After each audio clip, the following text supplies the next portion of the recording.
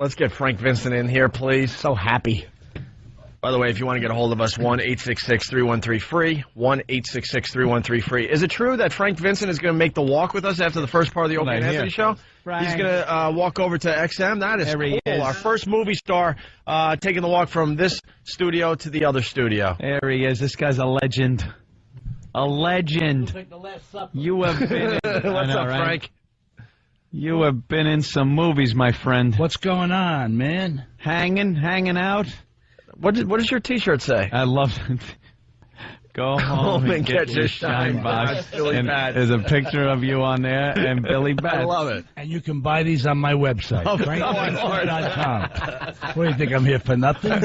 Billy Batson still knows how to make some cash using the internet these days. What's going on, Opie and Anthony? What's up? We had you on the phone recently. We got along. We were discussing your book, A Guy's Guide to Being a Man's Man. That's it, baby. Yeah.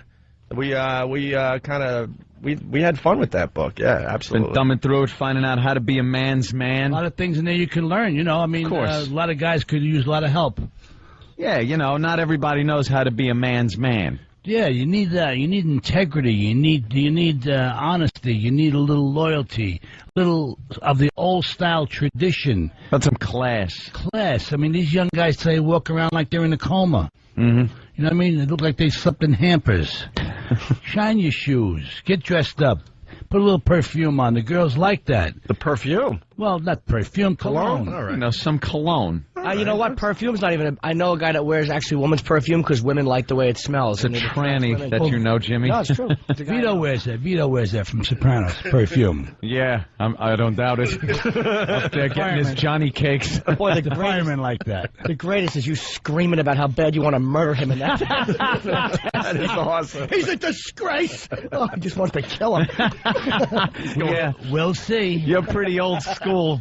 Well, he's old school, sure. Yeah. He's going antiquing. Phil's got like 25 notches on his gun, so, you know. Yeah, you could tell he's been around. Phil don't play. Yeah. That's what I like about the character. Yeah. It's very old school, straightforward. This happens. This is the way you're supposed to take care of it. Teach the Jersey boys how to be. Although now I'm watching the episode Sunday, and now you seem to be circumventing the boss a little bit. Well, let me explain. These guys, these kind of guys are all for themselves. If they can get away with stealing from anybody, they steal. Right.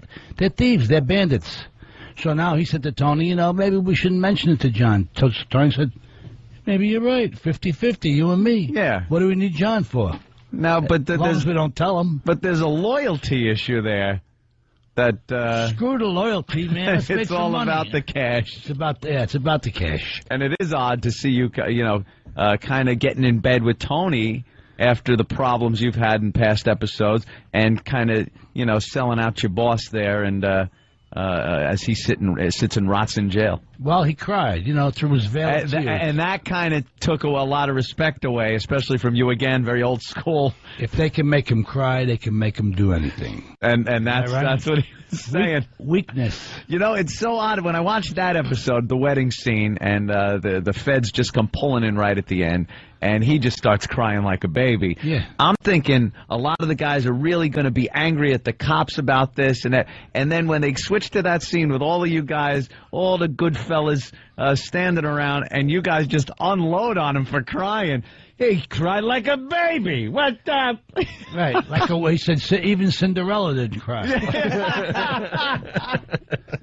If they can make him cry, they can make him do anything. Right. He's liable to say anything. And then they were hinting during the next Sopranos that his lawyer's kind of giving him the option. Hey, I wouldn't be doing my job if I didn't give you the option that you can maybe talk and get out of some trouble. So what do you think's going to happen? Hey, what happens? I mean, he's a boss. He's a chief. Yeah. It's been done already, Yeah. But you never know what's going to happen in the show. Yeah. I do.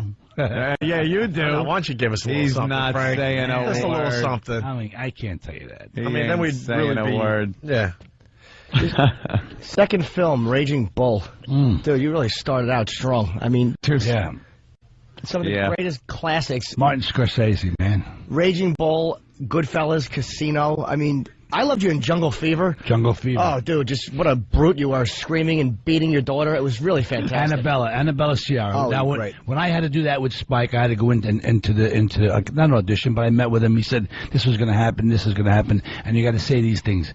And you know what I said, right? I can't say it on the air. And I said, "You're going to have a problem with these words, Spike?" He says, "All black crew." Yeah. I said, "No, I ain't got no problem. You got a problem?" I said, "I got a problem. Let's go do it." And we had to say all that violent stuff. You must just have to step out of yourself and do your lines. Yeah. Because there are some uncomfortable situations. We were talking with Edward Norton about that in American History X. You know, he had to do that dinner scene where he's just going off on Elliot Gould, right? And doing all kinds of anti-Semitic whole dialogue there, right? And then you with maybe let's just say some derogatory black terms, racial remarks. Oh my God, just the ultimate. Your mother black would be crow turning over in her grave if she knew you did what you did. Yeah, and he's smacking her. Now this is Annabella's a little Italian girl and myself. I mean, in between takes, we're actually hugging and we're shaking like this because it was really very violent. Wow. But it was cool. It was fun to do. And then you get to hit her again. Oh, it was such a... His sons are trying to hold him back. It was a great camera shot, too, because they kind of showed from the floor up. Yeah, and you from could see her what point of an animal he turned into. It was really great, just calling her. We had a strap. I had to hit her with the strap, but she was all padded up, and he gave me like a fake strap. Yeah. And then I got to give you a real one. You got to hit her once or twice for the camera. The camera's got to actually see it. So I cracked her twice, and that was the take they used. Wow. Did she have marks? No, but she was all padded up. Yeah, you said it. Okay. So she was all like in a fetal position when I hit her. So you hit the floor, half the floor. It just looks Looks that much. You know, looks real good. Now, Okay. I was just going to talk about it. Were you going to continue on that? No, it was just a question about. I always want in Goodfellas, you're getting in Raging Bull, and you're getting your head smashed into a cab door. Was there any injury sustained doing that? No. Actually, we did that. That's another trick. Now, I laid in there, and he made believe he did it. Then he took me out, and he put a sandbag in there. Oh. So he's hitting the sandbag. It's all done with mirrors. There's a little smoke and mirrors. The Scorsese obviously likes to work with a lot of the same people when he has these themes. You guys work up a camaraderie, I'm sure. It must be easier to work with a lot of the same people. Well, Joe and I actually have history together. Joe and I played music together for a long time. Really? Joe's a musician and I'm a musician. So I had a band and we had a band together and we played music, did a little light comedy, fooling around. So we had a very strong association when Marty got us both. He got us both from the independent movie and he put us both in Raging Bull and Joe got nominated. So we had that chemistry already. So Marty used it 3 times. Yeah. He used it 3 times from Raging Bull. That's hysterical, though, that you got such a chemistry by working together and being friendly, and you wind up being the worst enemies. Well, you could do that. You can do that when you trust somebody. When he hit me with the glass in Raging Bull, I mean, it's trust. You put your face up because you know the guy ain't gonna hurt you. He's you're used to his timing and everything. Yeah. So it works. Yeah. And even in Casino when I hit him with the bat, you know, it's. Yeah, you finally get your revenge on him on that one. Throw him in a pit in his underwear, beaten to death. That was really good. That is a great scene. That's true, though. That's a true story. They actually beat those guys. They took their faces off. They buried them alive. They showed us the photos. Really? Oh, yeah. A little too much research there, huh? Yeah, a lot of research. That's the Fly, Palastro, Joe's character. Oh, Pella, the guy who wrote it? No, the name of Joe's character. Palastro, I think his name was. Yeah. I like doing that, though, after watching a movie, kind of digging into it and seeing how it really went down. And the real guy, Frank Murata, was on the set with us all. The real guy. He was the advisor on Casino. And, you know, in the end, when he shoots Alan King and all that stuff, that's the real guy who did the job. Really? That's the real guy. He was in Witness Protection Program. So he would be on the set every day, and we'd finish the set. We'd have to get the van to go back to the hotel. He said, come on, I'll give you a ride back. I said, all right. Open the hood. Open the trunk. I said, you know what? I'll take the van. Yeah, I think I'll take... we don't know if they're setting this guy up or not. But that's the real guy, Frank Murata, yeah. Weird stuff. Man. Now, there was a rumor going around, I don't know if it was true or not, that you and Gandolfini on the set had a big argument because he was late or it was something like that, which made the papers. Was that true or was that kind of blown out? No, never happened. We had an argument? Yeah, see, that's what I read, that he was really late one day. The papers. Nah. That you screamed at him like I'm embarrassed by you or disgraced by you. No, never happened. Never even heard of that. Well, we got a lot of people that want to say hi to Frank Vincent. Let's start with Mark in New Jersey. Mark, what's up? Hey, what's up, Owen? Hey, how you guys doing? Hey, man. We're doing all right, man. Yeah, Frank Vincent, he should kill off Tony. Frank makes the whole show. What's up, Mark? How you doing? Without him. How you doing? How you doing, Mark? All right, how are you, sir? Okay, I got a little rash, but I'm all right. Yeah, your character on that show, it makes the whole show, man. The show is so bad this year, but you make it. You don't like the show this year, man? I actually like it a lot this year.